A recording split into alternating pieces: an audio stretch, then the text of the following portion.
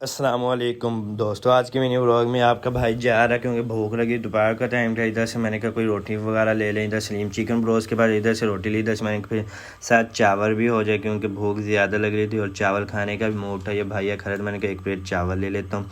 फिर घर आया हूँ, खाना खा रहा हूँ। होए होए क्या ही जायका था, आपको तो पता ही है जायका कि आज तो किस्मत ही ख़राब है। खाना खाया, दोस्त का फ़ोन आ गया, आज आपका खाना मेरी तरफ है।